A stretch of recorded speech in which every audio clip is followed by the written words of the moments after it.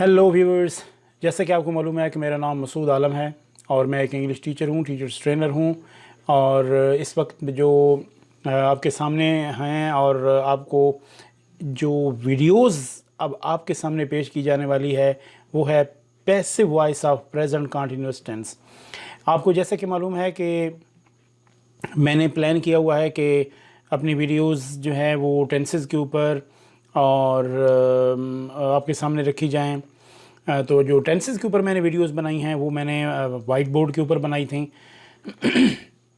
और जो वीडियोस अब मैं आपके सामने ला रहा हूँ वो स्लाइड्स के ऊपर हैं। ये आपके सामने स्लाइड है और आपने करना क्या है कि जैसा कि यहाँ पे लिखा हुआ है कि 9th इंग्लिश है, तो आपको मालूम होगा कि हमारे यहाँ जो पैसिव वॉइस है ये जो हमारे सिलेबस के अंदर मौजूद है वो 9th को फोकस करके रखा हुआ है।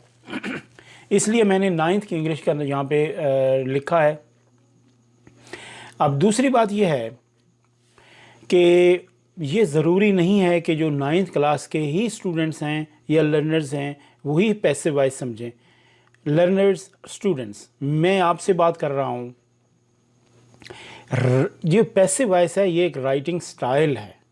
तो ये राइटिंग स्टाइल आपको फॉर्मल राइटिंग के अंदर भी इस्तेमाल करना पड़ता है और इनफॉर्मल जो है ना फॉर्म के अंदर भी इस्तेमाल करना पड़ता है। लिहाजा आपको चाहिए कि तवज्जो से सुनिए ताकि आपको ये स्किल आ जाए और ये इंतहाई आसान तरीके से मैं आपको समझाने लगा हूँ। तो आइए हम जाते हैं कि अपना प्रेजेंट कंटिन्यूअस टेंस को हम उसका पैसिव किस तरीके से सीखेंगे। एक बात और आपके सामने रखना चाह रहा हूँ कि जब तक आपको टेंसेस नहीं आएंगे स्टूडेंट्स, आप पैसिव वॉइस नहीं कर सकते। तो मेरी आपसे रिक्वेस्ट है कि आप पहले जो मेरी टेंसेस के ऊपर वीडियोस बनी हुई हैं वो भी इंतहाई सादा और इंतहाई आम फहम हैं। आप उन टेंसेस को समझिए, देखिए और आपको जब उसकी समझ आ जाएगी तो फिर पैसिव करना आसान हो जाएगा। तो दूसरी बात यह है कि अगर आपने अभी तक मेरे चैनल को सब्सक्राइब नहीं किया तो काइंडली सब्सक्राइब कीजिए, लाइक कीजिए और इसको शेयर कीजिए ताकि दूसरे लोगों को भी इसका फ़ायदा पहुंचे। तो आइए व्यूअर्स, हम प्रेजेंट कंटिन्यूअस की तरफ चलते हैं और हम कोशिश करते हैं कि किस तरीके से हम इसका पैसिव कर पाएंगे। तो ये है हमारी स्लाइड। अच्छा, अब आपने मेरे कर्सर को फॉलो करना है। ये देखिए, she is making a noise. अच्छा, अब यहाँ पे ये देखें ना, ये एक फ़िक्रा है और इस फ़िक्रे का आपको पैसिव बनाना है। अच्छा, अब जब इस फ़िक्रे का पैसिव बनाना है तो हम करना क्या है, हमने सबसे पहले पहचान कि ये जी आपके सामने जब फ़िक्रा आएगा तो उसके ऊपर तो ये नहीं लिखा हुआ होगा कि ये प्रेजेंट कंटिन्यूअस का है या प्रेजेंट परफेक्ट का है तो आपने इसको पैसिव बनाना है ताकि आपको रूल की समझ आए। जी नहीं, आपके सामने एक फ़िक्रा आएगा और आपने उसको पैसिव के अंदर तब्दील करना होगा। तो she is making a nice, तो इसका मतलब यही है कि ये एक प्रेजेंट कंटिन्यूअस है। अच्छा, अब देखिए, शी जो है यहाँ पे सब्जेक्ट है और इस सब्जेक्ट के हिसाब से उसने यहाँ पे इज़ लगाया हुआ है। हमारे पास आगे मेकिंग है। अब ये देख लीजिए, ये जो लफ्ज़ मेकिंग है इसको यहाँ पे अगर आप आ जाइए तो मेकिंग को मैंने दो हिस्सों में तकसीम किया है, एक मेक है और एक प्लस ऐड करके ING का निशान है। अच्छा, अब ING को किस में हमने चेंज करना है, बीइंग में, और मेक को किस में तब्दील कर देना है, थर्ड फॉर्म के अंदर। अब होगा क्या, जब इसका यूजेज होगा तो बीइंग पहले आ जाएगा और मेड को हम बाद में लेके जाएंगे। तो इस्तेमाल होगा मेकिंग को हम बीइंग मेड, जो एक हमारी रिफाइंड प्रोडक्ट है, उसको हम यूज़ करेंगे। यानी मेकिंग को जब हम यूज़ करेंगे पैसिव के अंदर तो वो बीइंग मेड की सूरत में करेंगे। ये देखिए, अब ए नॉइस जो है इसको हम सब्जेक्ट की जगह पे लेके आ रहे हैं। जब ये ए नॉइस सब्जेक्ट की जगह पे आएगा तो इसके साथ हम या इज़ लगाएंगे या एम लगाएंगे या आर लगाएंगे। अब देख लीजिए, क्योंकि ये सिंगुलर है, ये सब्जेक्ट हमारा सिंगुलर है, लिहाजा हम इसको इसके साथ इज़ लगा रहे हैं। अगर ये सब्जेक्ट हमारा जो यहाँ पे ऑब्जेक्ट है और यहाँ पे सब्जेक्ट की सूरत में आएगा, अगर ये अब सब्जेक्ट हमारा प्लूरल फॉर्म में होता तो हम इसके साथ आर लगाते। तो देखिए कि किस तरीके से हमने इसको कंस्ट्रक्ट किया कि ए noise is being made by हर। तो ये वो तरीका है कि हम, यानी एक बात तो ये है कि सब्जेक्ट के मुताबिक हम इज एम आर लगाते हैं और दूसरा ये है कि ये जो वर्ब है जिसके साथ ING होता है, ING को बीइंग में तब्दील कर देते हैं और बीइंग को वर्ब की थर्ड फॉर्म से पहले लेके आते हैं। ये आपने ज़हन में रखना है। आइए हम अगली नेक्स्ट स्लाइड की तरफ चलते हैं। तो यहाँ पे आपके पास देख लीजिए कि ये नेगेटिव फॉर्म है कि she is not making a noise, यानी a noise is not being made by her. अगर आप ये देखें कि ये यहाँ पे हेल्पिंग वर्ब के बाद नॉट लगा हुआ है, यहाँ पे भी हेल्पिंग वर्ब के बाद नॉट लगा हुआ है, तो ज़हन हमारे ज़हन में बात क्या आई? बात ये आई कि जहाँ पर भी इज़ आएगा, एम आएगा या आर आएगा फ़िक्रे के अंदर, आपने अगर उसको नेगेटिव में चेंज करना है तो आप इनके फ़ौरन बाद नॉट लगाएंगे। यही हमारे हेल्पिंग वर्ब हैं और इनके बाद आप नॉट लगा देंगे। इसके अंदर आपको किसी किस्म की परेशानी की ज़रूरत नहीं पड़ेगी। She is not making a noise is not being made by her. अब दूसरा फिक्र देखिए ज़रा, दे आर ड्रिंकिंग जूसेस। अब यहाँ पे जो आर लगा हुआ है वो सब्जेक्ट के मुताबिक दे है, तो दे डेफिनेटली इसके साथ हम आर लगाते हैं। अब यहाँ पे जो हमारा ऑब्जेक्ट है जूसेस, जूसेस भी अगर आप इसको सब्जेक्ट की जगह पे लेके आ जाएं तो जूसेस भी प्लूरल फॉर्म के अंदर है, लिहाजा इसके साथ भी हम आर लगाएंगे। अगर यहाँ पे जूस होता सिंपल तो इसके साथ हम क्या करते, इज लगाते। तो they are drinking juices, juices are, और जिस तरह मैंने आपको पिछली स्लाइड में बताया कि ड्रिंक प्लस आईएनजी को बीइंग में तब्दील करेंगे और ड्रिंक की थर्ड फॉर्म ड्रंक, बीइंग पहले आ जाएगा और वर्ब थर्ड फॉर्म बाद में आएगी। Juices are being drunk, by अपनी तरफ से लगाएंगे और दे का थर्ड पर्सन में चेंज करके हम इसको ले जाएंगे। अच्छा, अब ये देखिए कि यहाँ पे फिक्रा है ही इज़ हेल्पिंग हर। अब ये देखिए यहाँ पे जो हमारा ऑब्जेक्ट है ये थर्ड पर्सन प्रोनाउन है। अब जब इसको आप अपने सब्जेक्ट की जगह पे लेके आएंगे तो ये थर्ड पर्सन नहीं रहेगा, ये फर्स्ट पर्सन में चेंज हो जाएगा। इसी तरीके से जिस तरीके से हमारा ये जो सब्जेक्ट ही है, इसको जब आप थर्ड पर्सन में लेके जाते हैं तो ये फर्स्ट पर्सन में होता है, और जब इसको आप ऑब्जेक्ट की जगह पे लेके जाते हैं तो ये थर्ड पर्सन में चेंज हो जाता है। इट मीन्स कि object when comes in the place of subject is come, तो अगर वो थर्ड पर्सन में हो तो वो फर्स्ट में चला जाता है, और अगर ये जो सब्जेक्ट हमारा फर्स्ट पर्सन में है ये जब ऑब्जेक्ट की जगह पे जाता है तो ये थर्ड पर्सन में तब्दील हो जाता है। तो ये इनकी इस तरीके से एक कन्वर्जन होती है।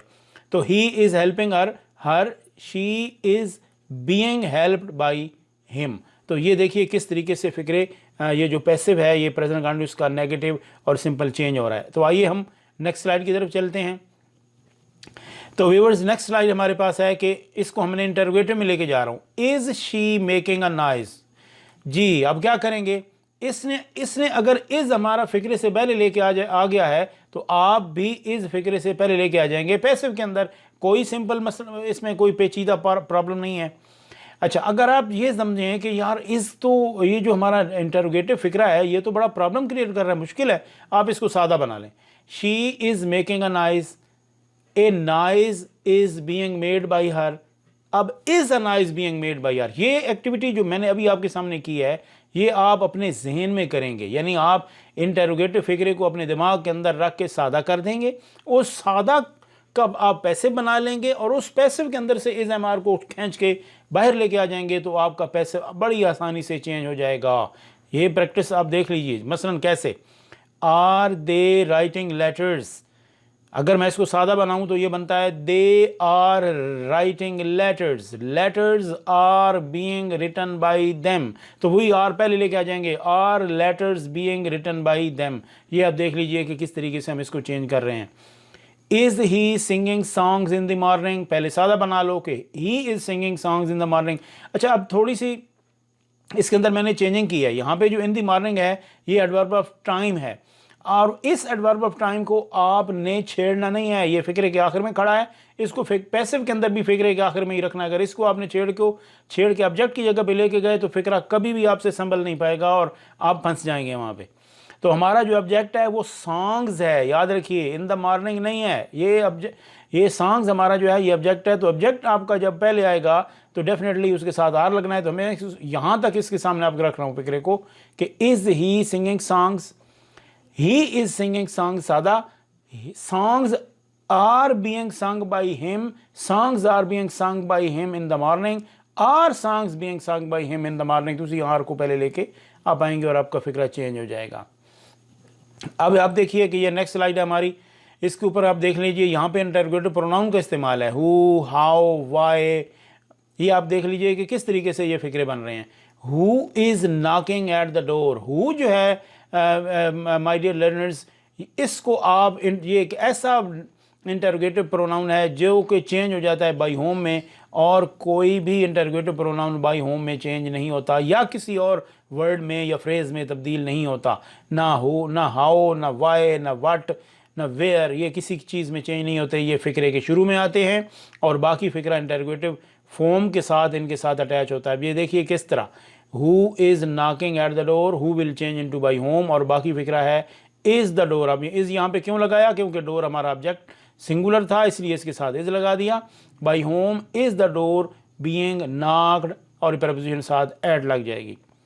How is he eating mangoes, how are mangoes being eaten by him. ये नहीं हो रहा कि how mangoes are being eaten by him, क्योंकि इंटरोगेटिव प्रोनाउन जब भी लगते हैं तो उनके साथ फिक्रा इंटरोगेटिव फॉर्म के साथ चेंज होकर इनके साथ लगता होता है।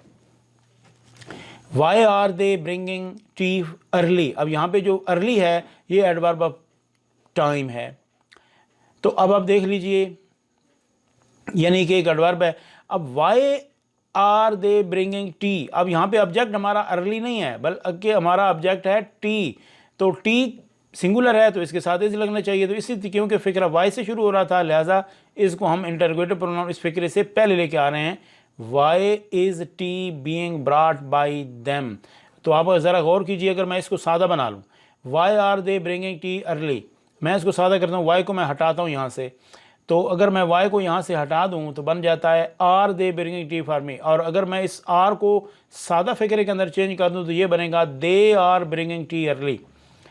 अब they are bringing tea early mean, early को भी अगर हम यहाँ से थोड़ा सा हटा लें तो पीछे रहता क्या है कि they are bringing tea, tea is being brought by them, is tea being brought by them, why is tea being brought by them, और अर्ली साथ आखिर में लग गया। तो यूं आप फिक्रे को कंस्ट्रक्ट करते हैं कि why are you laughing at him, why is he being laughed at by you. तो व्यूअर्स देखिए किस तरीके से हम इन फ़िक्रों को देख रहे हैं और समझ रहे हैं कि अगर फ़िक्रा सादा हो तो कैसे चेंज होता है, फ़िक्रा नेगेटिव हो तो कैसे चेंज होता है, और हमारा जो फ़िक्रा है ये अगर हमारा आ जाए, हमारा इंटरोगेटिव प्रोनाउन का यूज़ करना पड़े तो ये किस तरीके से चेंज होता है। तो उम्मीद है आपको बात की समझ आ गई होगी। तो मैं आपसे इजाज़त चाहूँगा अपनी नेक्स्ट वीडियो तक। Thank you very much.